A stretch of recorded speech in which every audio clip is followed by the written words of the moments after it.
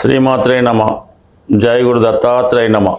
ఈ వీడియోలో మనం డిసెంబర్ 5వ తారీఖున కర్కాటక రాశి నుంచి మిథున రాశిలోకి మారుతున్న గురుగ్రహ ప్రభావం మేషరాశి వారికి ఏ విధంగా ఉండబోతుంది. సుమారుగా 96 రోజుల పాటు, అంటే 5వ తారీఖు డిసెంబర్ నుంచి ఏప్రిల్ 11 వరకు మిథున రాశిలో సంచరిస్తున్నటువంటి గురుగ్రహం వక్రగమనంలో ఉండడం వల్ల గురువు అత్యంత బలవంతుడై ఉంటాడు. ముఖ్యంగా మేషరాశి వారికి గురువు 9, 12 స్థానాలకి ఆధిపత్యం వహించడం జరుగుతుంది. ముఖ్యంగా భాగ్యస్థానాధిపతి వక్రగమనంలో ఉంటూ భాగ్యాన్ని వీక్షించడం వల్ల జాతకుడికి ఒక విధంగా అదృష్టం రావడం జరుగుతూ ఉంటుంది. అంటే 9వ స్థానం అన్నది సాధారణంగా ఉన్నత విద్య, విదేశ ప్రయాణాలు, పిల్లల యొక్క అభివృద్ధి, వ్యక్తిగతంగా అదృష్టం. జాతకుడి జీవితంలో ఏదన్నా సంపాదించాలి, పొందాలంటే 9వ స్థానం బాగుండాలి. 9వ స్థానం అంటే భాగ్యస్థానం బాగుండాలి. అప్పుడు మాత్రమే జాతకుడికి అదృష్టం రావడం జరుగుతూ ఉంటుంది. అందుకనే ఇప్పుడు ఈ గురువు 3వ స్థానంలో వక్రగమనంలో ఉంటూ 9వ స్థానాన్ని వీక్షించడం వల్ల ముఖ్యంగా జాతకుడు ప్రయాణాలు ఎక్కువగా చేయడం జరుగుతుంటుంది. అంటే అనవసర ప్రయాణాలేం కాకుండా ముఖ్యమైనటువంటి ప్రయాణాలు చేయడం జరుగుతూ ఉంటుంది. అలాగే విద్యార్థులు కానీ, ఉద్యోగాన్ని ఆశించిన వారు కానీ, ఏదైనా దూర ప్రాంతం కానీ, విదేశ ప్రయత్నాలు కానీ చేస్తే అది అనుకూలించే అవకాశం ఉన్నది. సాధారణంగా 9వ స్థానం ఎంత బాగుంటే జాతకుడికి తండ్రి గారి ద్వారా అంత సౌఖ్యాన్ని, సౌకర్యాన్ని రావడం జరుగుతూ ఉంటుంది. లేదా ఒక మంచి గురువు లభించడం వల్ల మిమ్మల్ని మంచి ఆధ్యాత్మిక మార్గంలో ప్రయాణించి మిమ్మల్ని ఒక మంచి వ్యక్తిగా తీర్చిదిద్దడానికి కూడా 9వ స్థానం మనకు కారణమవుతూ ఉంటుంది. సో ఏదైనా ఇప్పుడు మీకు ఒక మంచి గురువు లభించడం వల్ల కానీ, లేదా తండ్రి గారి యొక్క పర్యవేక్షణలో మిమ్మల్ని మీరు సంస్కరించుకుంటూ కొత్త మార్గాన్ని అన్వేషించుకుంటూ జీవితాన్ని అదృష్టం వైపు మార్చుకునే విధంగా మీకు ఈ గురువు సహకరించడం జరుగుతుంది. అయితే 3వ స్థానంలో ఉన్నటువంటి గురువు 3, 7, 11 స్థానాలని యాక్టివేట్ చేస్తాడు. అంటే ఒక విధంగా కామ త్రికోణం అన్నది యాక్టివేట్ అవుతుంటుంది. అలాగే చిన్ననాటి స్నేహితులు, భార్య, వైవాహిక జీవితం, పెళ్ళి, ఇవన్నీ కూడా జాతకుడికి యాక్టివేట్ అవ్వడం జరుగుతుంటుంది. వక్రగమనం ఉన్నప్పుడు ఏమవుతుందంటే ఏదైనా మనం ఒక ప్రయత్నం చేసి ఆ ప్రయత్నం ఏదో కారణంగా విఫలం అవ్వడం కానీ, మధ్యలో ఆగిపోయినప్పుడు తిరిగి మళ్ళా గురువు వక్రించిన సమయంలో ప్రయత్నం చేయడం వల్ల ఆ కారకత్వాల ద్వారా ఆ ఫలితాన్ని జాతకుడు పొందడం జరుగుతూ ఉంటుంది. ఎస్పెషల్లీ ఇప్పుడు ఈ సమయంలో మీరు గతంలో ఏదైనా వివాహ ప్రయత్నం చేసి ఉండి అది ఏదో కారణం వల్ల ఆగిపోయి ఉంటే ఆ వివాహ ప్రయత్నం నెరవేరే అవకాశం ఉంది. కొన్ని సందర్భాల్లో మీకు బాగా తెలిసిన సర్కిల్లో, దగ్గర సంబంధం అంటే ఫ్రెండ్ సర్కిల్లోనో, ఇరుగు పొరుగు సర్కిల్లోనో వివాహం జరిగే అవకాశం ఉంది. అలాగే మీకు భార్య ద్వారా కానీ, అన్నదమ్ముల ద్వారా కానీ, జీవిత భాగస్వామి పార్ట్నర్స్ ద్వారా మీకు ఏమైనా రావలసి ఉన్న అది స్థిరాస్తి కానీ, ధనం కానీ, ఏదైనా ముఖ్యమైన సమాచారం కానీ ఈ సమయంలో మీరు పొందడం జరుగుతూ ఉంటుంది.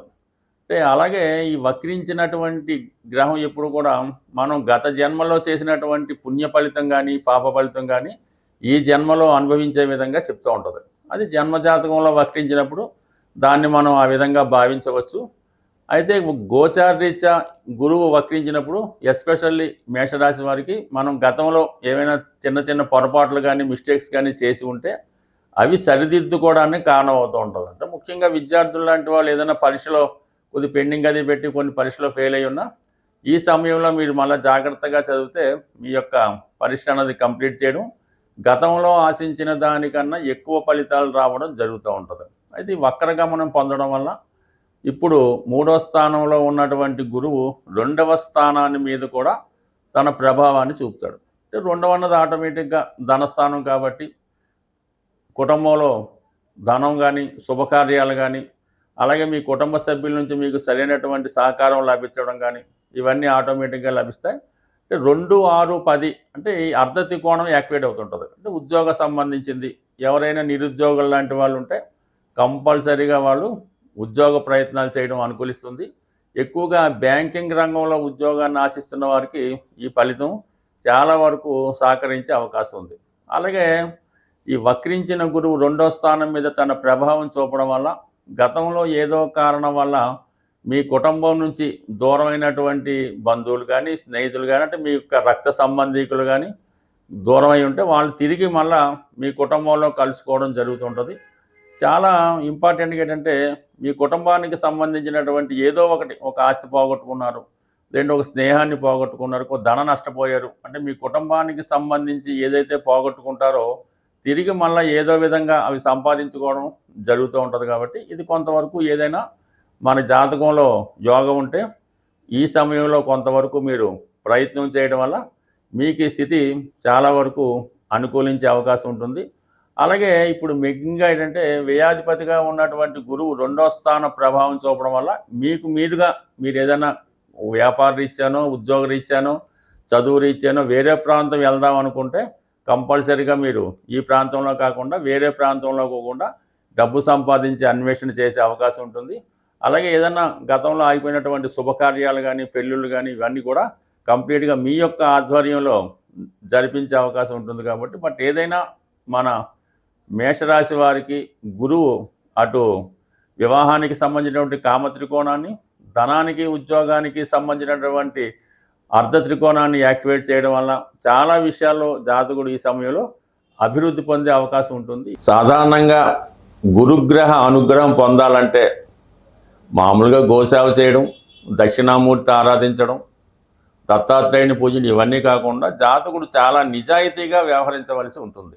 ఎంత నిజాయితీగా వ్యవహరిస్తే గురువు అంత అనుకూలిస్తాడు. అలాగే ఆహారపు అలవాట్లో కూడా సాత్వికమైనటువంటి ఆహారం తీసుకోవడం వల్ల, అలాగే సమయానిక టైమ్లీ మీల్స్ తీసుకోవడం వల్ల, అది కూడా మితంగా ఆహారం తీసుకోవడం వల్ల గురువు యొక్క అనుగ్రహం కంపల్సరీగా పొందుతారు. దీంతోపాటు ఆవు దూడ ఉన్నటువంటి అంటే అవకాశం ఉన్న వాళ్ళు ఆవు దూడను సేవించవచ్చు, ఆవు దూడతో ఉన్న ఆవుని పెంచుకోనవచ్చు.